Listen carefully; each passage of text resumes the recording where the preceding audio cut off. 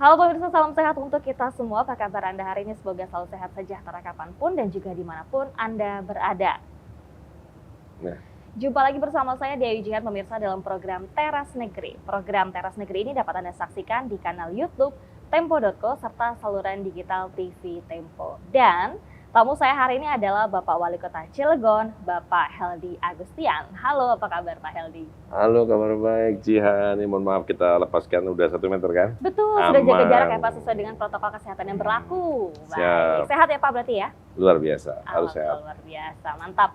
Baik, dan sebelum kita akan mulai ngobrol-ngobrol ya pemirsa, saya akan terlebih dahulu membacakan profil singkat dari beliau nih, Bapak Heldy Agustian. Nah, Wali Kota Cilegon, Heldy Agustian ini lahir di Cilegon pada 31 Agustus 1970. Heldy Agustian dilantik pada 26 Februari 2021 lalu dan ia memimpin Cilegon sampai 2024 nanti. Ya. Dan sebelum menjadi wali kota Cilegon, Heldy ini memiliki pengalaman bekerja di dunia otomotif. Wow. Ia pernah menjabat sebagai branch manager di salah satu merek Ya. kendaraan mobil ternama asal Jepang. Betul ya Pak? Nanti kita akan ngobrol soal itu dulu. Siap.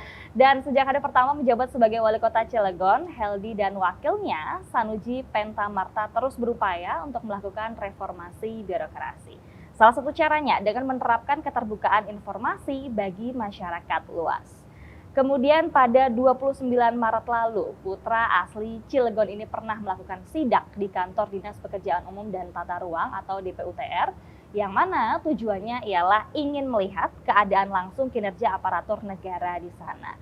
Dan dalam sidak itu, Heldy berharap para ASN pada DPUTR bisa meningkatkan kinerja karena sudah memasuki babak baru pembangunan dari kota Cilegon.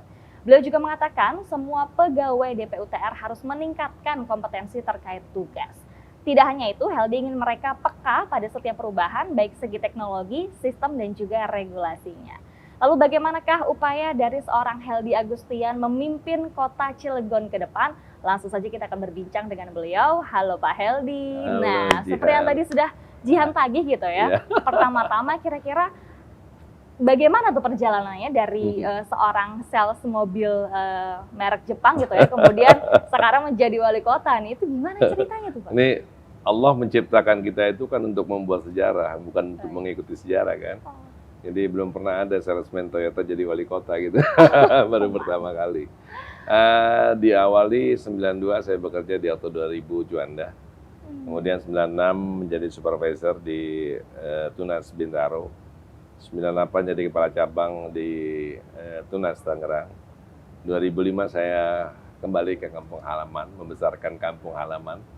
Jadi kepala cabang di Tunas Toyota Cilegon gitu.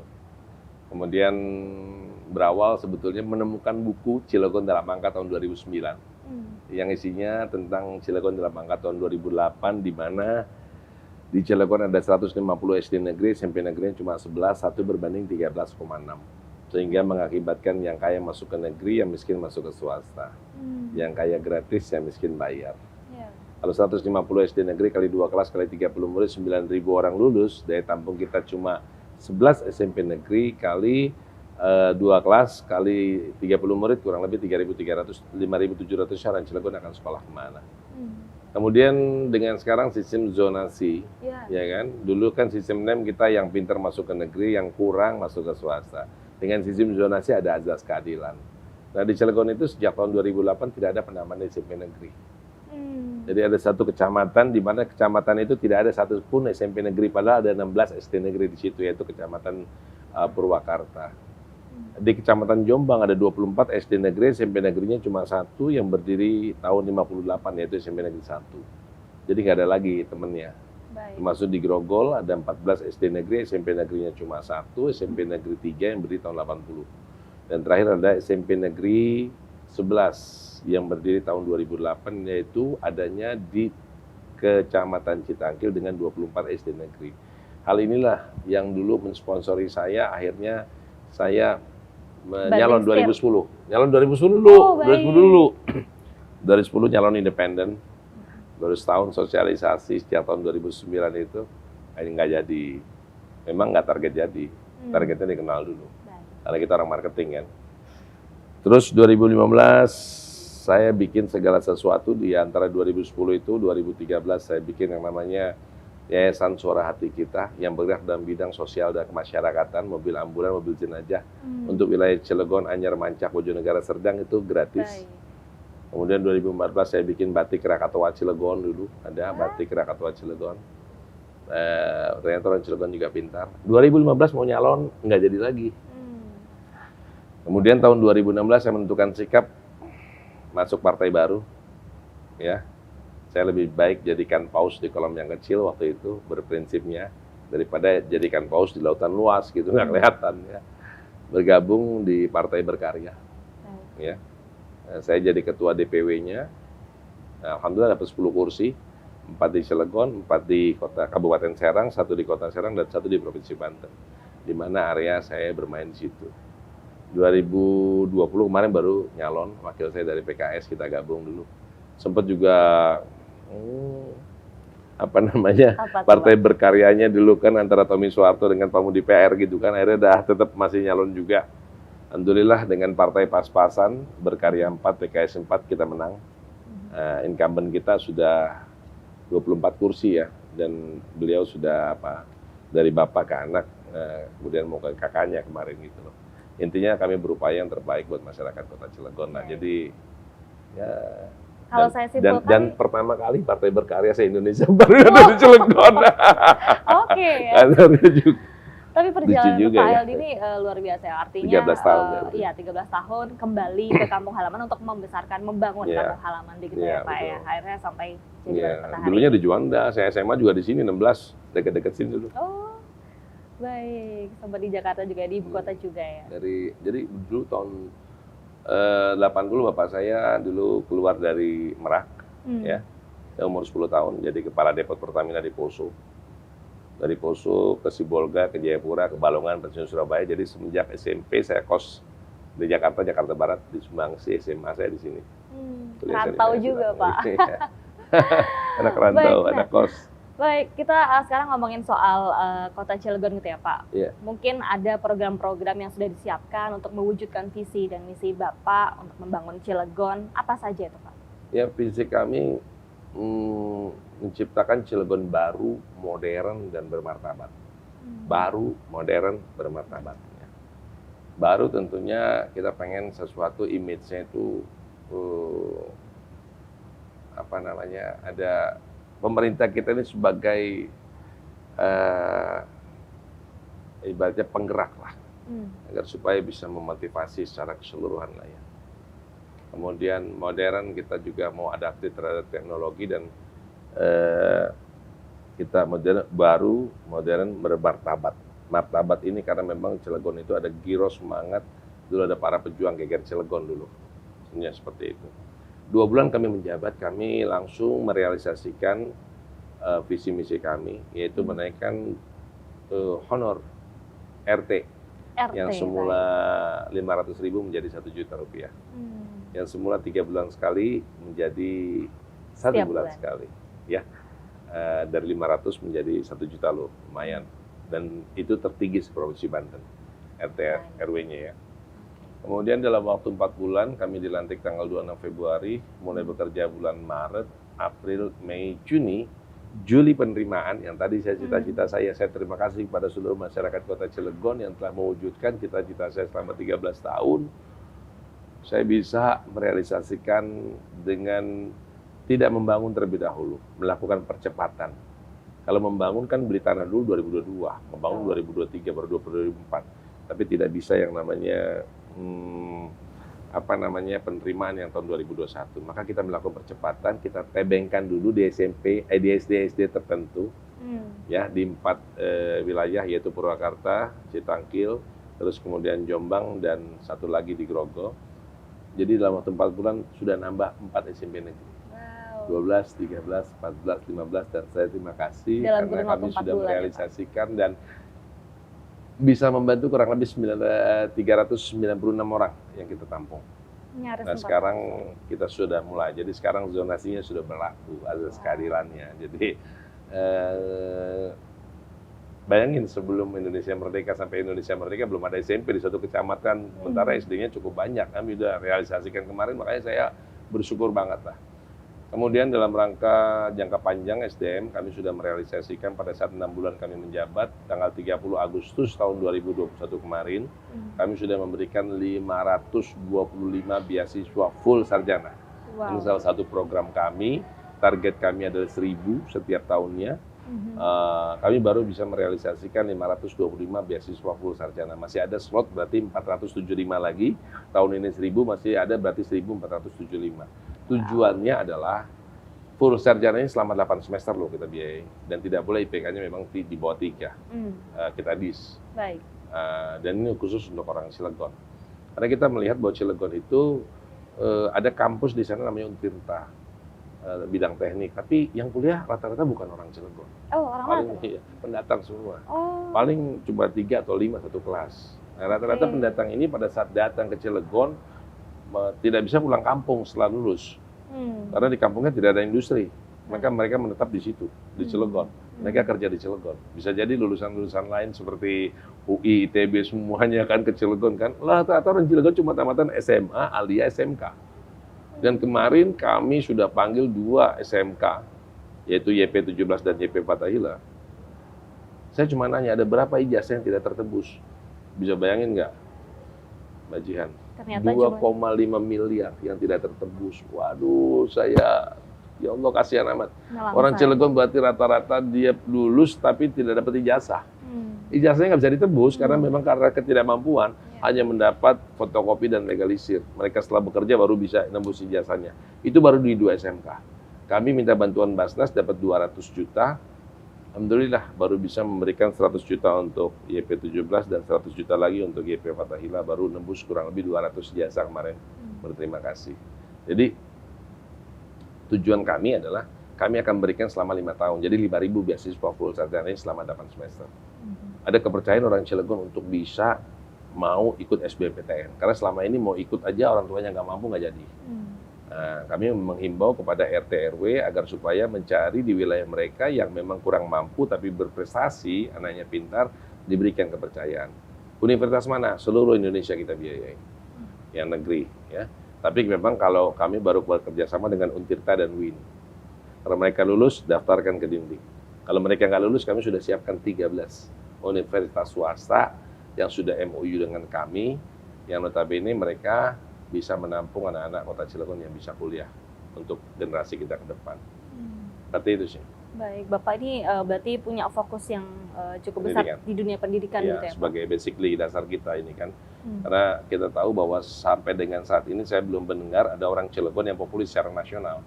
Apakah jadi menteri? Belum pernah ada orang Cilegon jadi menteri gitu.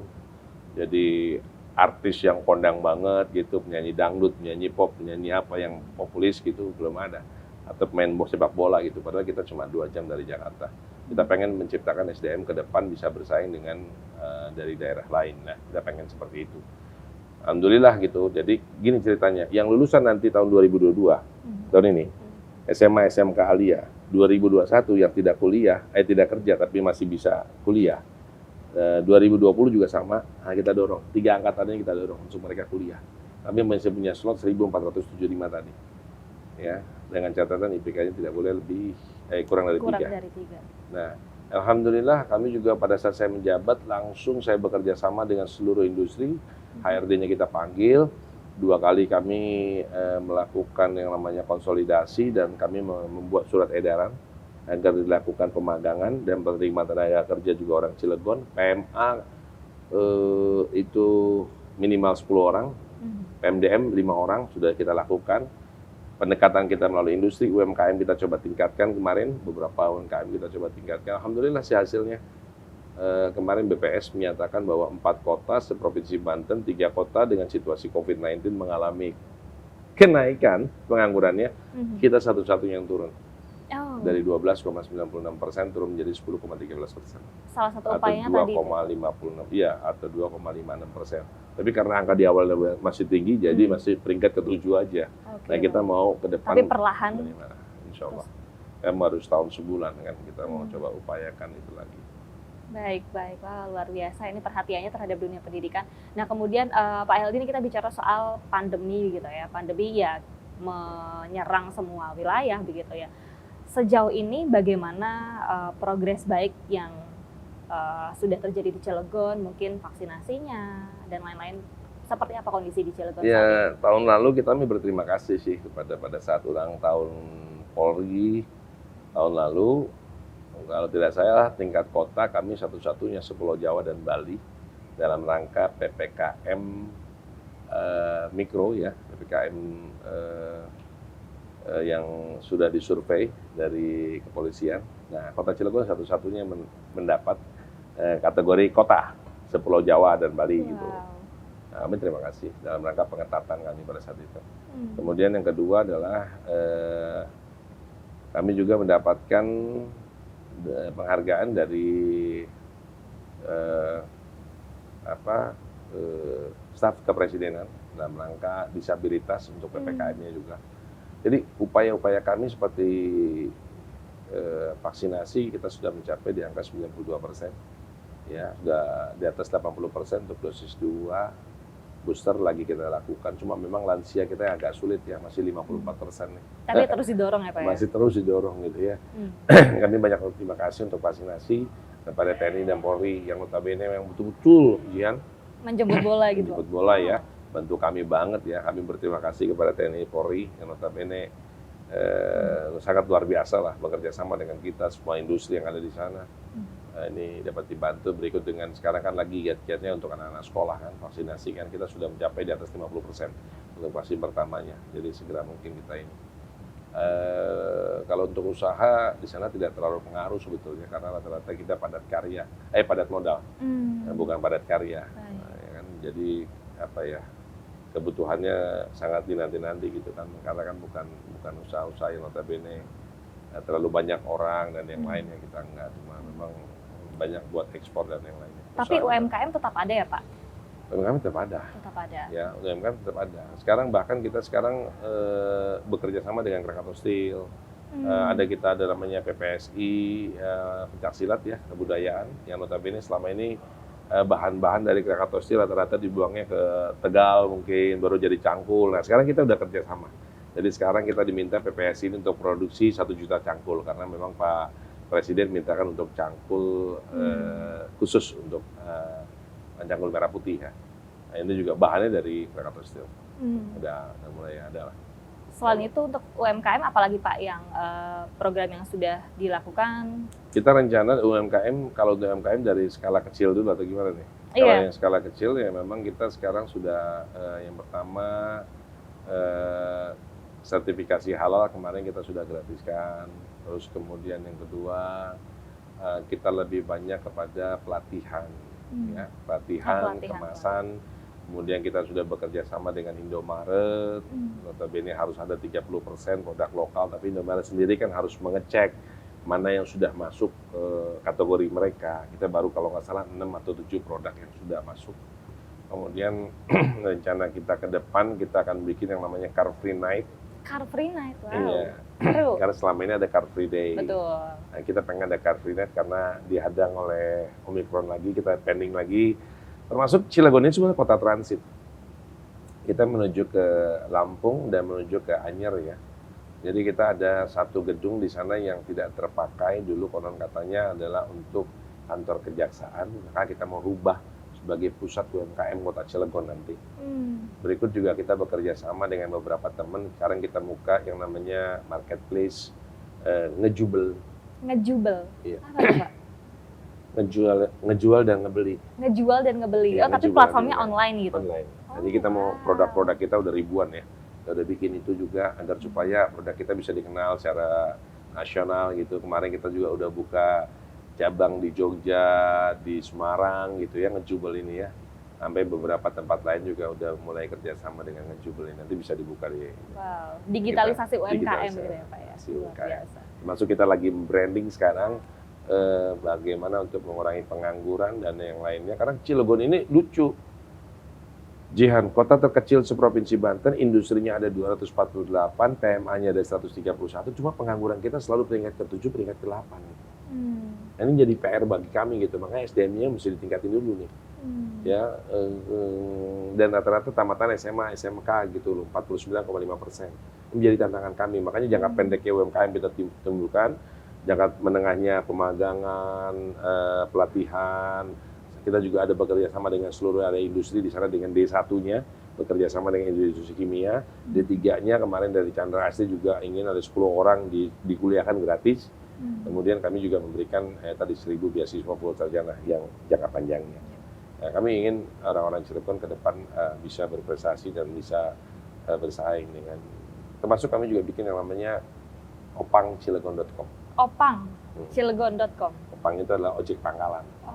Dalam rangka untuk mengurangi, karena kan baca di Google itu kan Gojek juga mengurangi ini kan, mengurangi apa namanya pengangguran.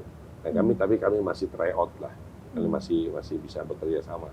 Artinya ada 5.000 opang di sana yang notabene mereka tidak mau brandnya, bosnya itu masih ojek kayak dulu aja gitu, ya kan, nunggu penumpang gitu. Nah, kita mau mindset mereka berubah.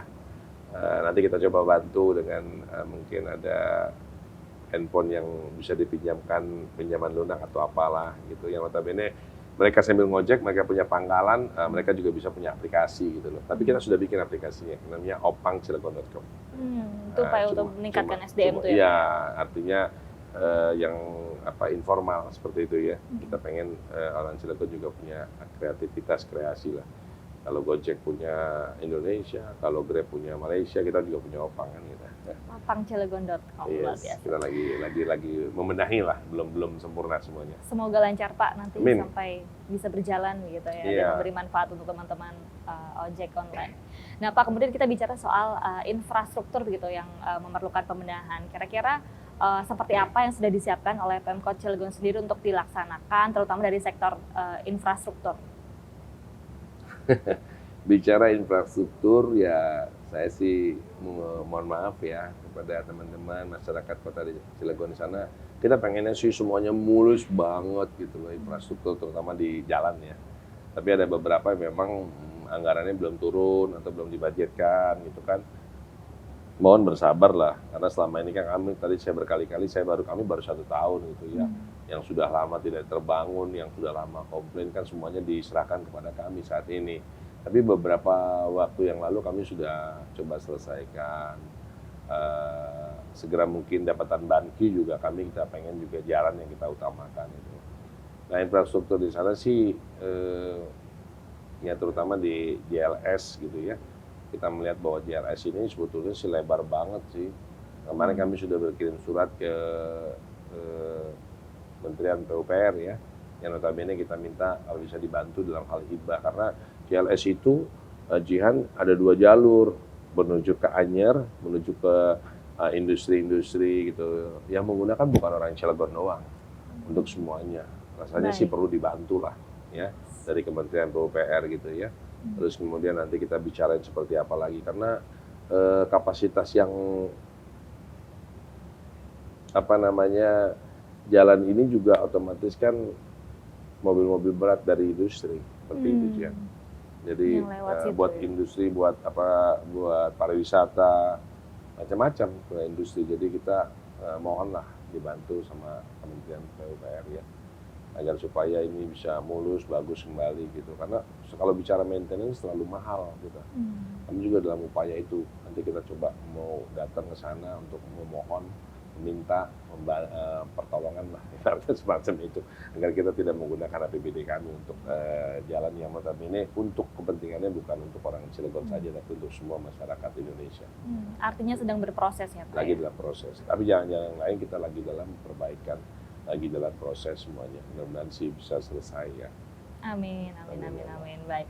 Pak, sekarang kita ngomongin soal potensi pariwisata nih Pak. Kalau dari Cilegon mungkin apa yang bisa ditunjukkan kepada dunia dan program-program apa yang sudah disiapkan? Cilegon itu apa ya? Saya mau ngasih tahu bahwa memang mindsetnya itu industri ya. Kita mau coba geser ke pariwisata sebetulnya. Tapi kan baru mau digeser tidak menunjukkan sesuatu yang wah banget gitu. Tapi kalau saya baru kecil-kecil sih, pusat-pusat yang notabene untuk anak-anak camping di atas gunung itu coba kita baik. temukan. Campground. Tapi sebetulnya ada sesuatu yang menarik sih kalau kita dapat investor gede gitu, tolong cariin Jihan gitu. Silakan, Pak. Kita ini kan the main gate of Java, pintu gerbangnya Pulau Jawa. Kita punya Pulau Merak besar dan Merak kecil. Kita punya bukit gitu loh. Nah, Merak besar ini punya pusat gitu. Tapi kalau ini bisa direalisasikan gitu, di tengah-tengahnya kita coba bikin hotel, bikin tempat-tempat wisata di situ, sebelum orang pergi ke Lampung, orang pergi ke Sumatera, pergi kemana, terus kemudian cable car, terus kemudian bisa jalan, itu kayak Singapura Island. Aduh, kayak Sentosa Island gitu, kayak Singapura, ini bagus banget tuh di Cilegon.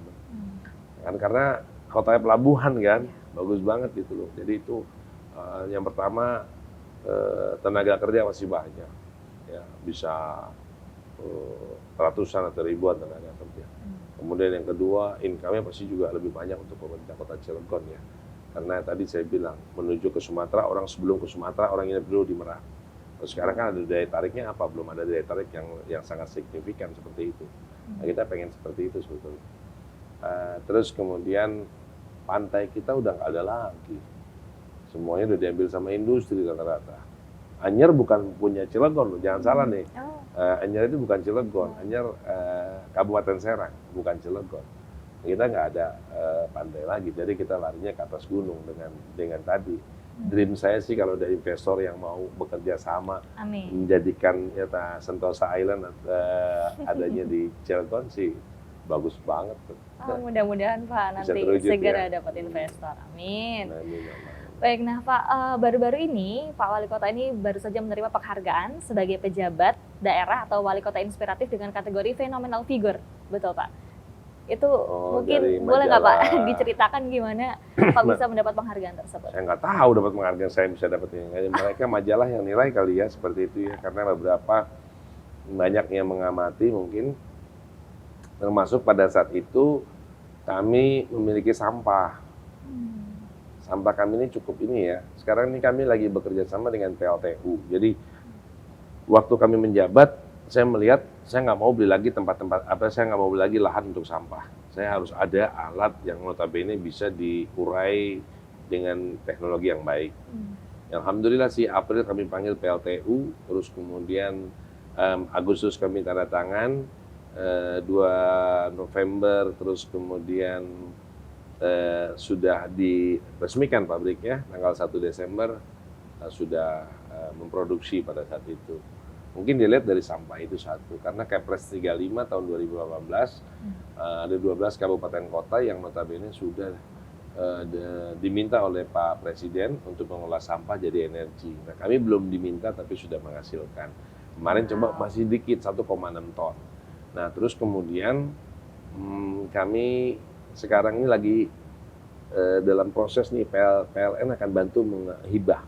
Nanti produksi kami bisa menjadi 60 sampai dengan 100 ton per hari. Harga, jadi sampah yang kita lakukan itu konon katanya bukan bentuknya seperti bracket, ya. Jadi co-firing, bahan bakar pendamping batu bara. Harganya 100% dari harga batu bara. Bahan dasarnya sampah tetap, ya. Minimal 85%.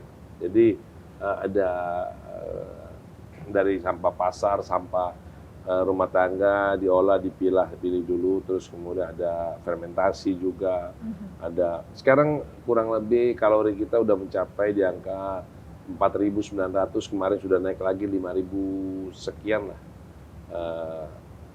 Dalam tahap ini sekarang kita sudah menentukan tanahnya, tinggal kita bangun mudah-mudahan dalam waktu dekat ini pabrik sampahnya gitu, yang notabene menghasilkan co-firing tadi itu.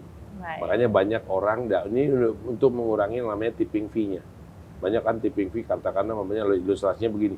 Kalau sampah kita 300 ton per hari, satu mobil 5 ton, berarti kan ada 60 mobil. Kalau satu mobil katakanlah ibaratnya 1 juta, 60 juta. Sebulan 1,8 miliar. Setahun bisa 23 atau 22 miliar. Kan sayang, hanya untuk dibuang sampah aja.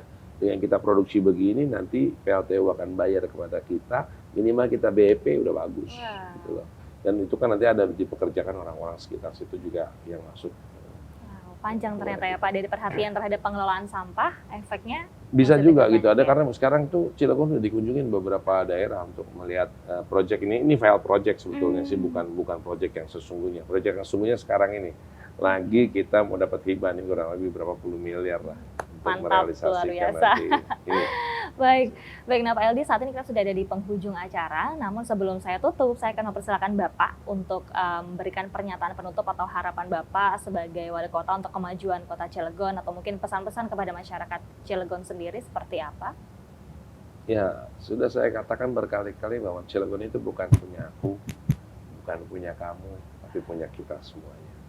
Oleh karena itu saya ilustrasikan bahwa Cilegon adalah rumah kita bersama, yang harus kita bangun, yang harus kita pelihara, yang harus kita bersihkan, dan rumah ini harus bisa bersaing dengan rumah-rumah yang ada di seluruh Indonesia. Oleh karena itu, mohon doa, dukungan kepada kami, para alim ulama, para kiai, para tokoh masyarakat tentunya. Kami berupaya semaksimal yang kami mampu, ya, membuat sesuatu yang nothing menjadi something, itu menjadi PR besar bagi kami. Sudah beberapa yang kami sudah lakukan, mungkin proyek kereta api yang selama ini tidak punya ada palang pintu, sekarang sudah ada palang pintunya, ya kan, setelah kita melihat dan yang lainnya gitu. Kemudian mohon maaf lahir batin pada para pengusaha tempat-tempat hiburan malam dan yang lainnya, sesuai dengan PRD nomor 5 tahun 2001, kami sudah ada larangan, maka kita mohon untuk dialihkan menjadi kafe, restoran gitu ya. Jadi tidak ada hiburan lagi, tempat-tempat hiburan atau diskotik di kota Cilegon. Nah, ini sebagai realisasi janji kampanye kami, dan supaya betul-betul kita pengen kota Cilegon menjadi kota yang aman, damai, nyaman, dan kami berdoa mudah-mudahan orang-orang Cilegon ke depan bisa bersaing dengan orang-orang di luar daripada Cilegon, karena Cilegon cuma 2 jam dari Jakarta, dan saya yakin generasi ke depan Cilegon lebih kompetitif, lebih punya harapan agar bisa bersaing. Mungkin ke depan ada orang-orang Cilegon yang bisa jadi menteri, Amin. ya kan? Jadi kiai kondang, Mudah-mudahan. jadi ulama, semuanya lah, pemain sepak bola dan yang lainnya dari asli Cilegon. Kami pengen sekali harapan-harapan ini, karena tidak pernah ada geger-geger lain selain geger Cilegon. Ya kan, perang 1888. Itu mungkin yang dapat saya sampaikan. Yang paling terpenting bagi kami adalah bahwa dunia ini memungkinkan apa-apa yang tidak mungkin terjadi, mungkin saja terjadi, dan tidak ada kata sulit jika kita mau, pasti kita bisa, dan tidak ada yang tidak mungkin jika kita lakukan dengan sungguh-sungguh. Terima kasih. Luar biasa. Terima kasih kembali Pak Heldy atas pernyataan penutupnya. Bapak Heldy Agustian tentunya. Pemirsa, Teras Negeri akan segera kembali berbincang dengan sejumlah kepala daerah yang akan banyak memberikan inspirasi untuk kemajuan negeri.